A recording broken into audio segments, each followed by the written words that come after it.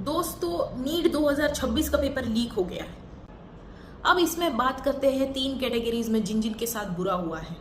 तो पहला बुरा हुआ है उन माँ बाप का जिन लोगों ने पेपर खरीदा, पाई पाई जोड़ी होगी पेपर खरीदने के लिए, बहुत बुरा हुआ आप लोगों के साथ। फिर उनके बच्चों का जिन लोगों ने कभी जिंदगी में पढ़ाई नहीं की है लेकिन ये पेपर मिल गया है तो उतने ही सेट क्वेश्चंस जो है उनको मिले थे, उतनी की पढ़ाई करनी पड़ी यार आप लोगों को। मतलब कितना बुरा हुआ है आपके साथ। आपने कभी पढ़ाई नहीं की और जितने क्वेश्चंस की पढ़ाई की अब वापस से दूसरे क्वेश्चंस की पढ़ाई करनी पड़ेगी, या नहीं करोगे पता नहीं है, लेकिन बुरा तो हुआ है आप लोगों के साथ। फिर आता है आखिरी सेट ऑफ बुरा।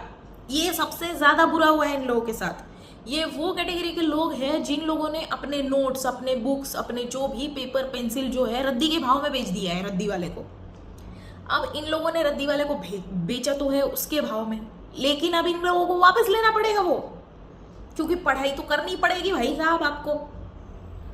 अब आपको रद्दी वाला ओरिजिनल दाम पे बेचेगा। तो सबसे बुरा इनके साथ हुआ है।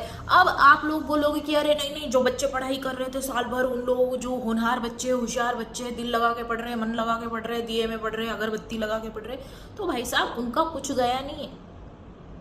वो लोग तब भी एमबीबीएस करने वाले थे, अब भी एमबीबीएस करने वाले हैं, क्योंकि उनकी किस्मत काम आ गई उनके।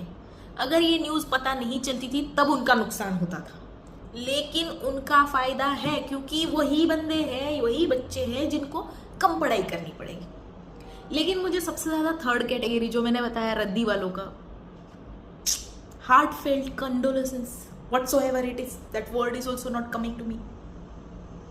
आप लोगों के लिए बहुत बुरा लग रहा है मुझे सच में।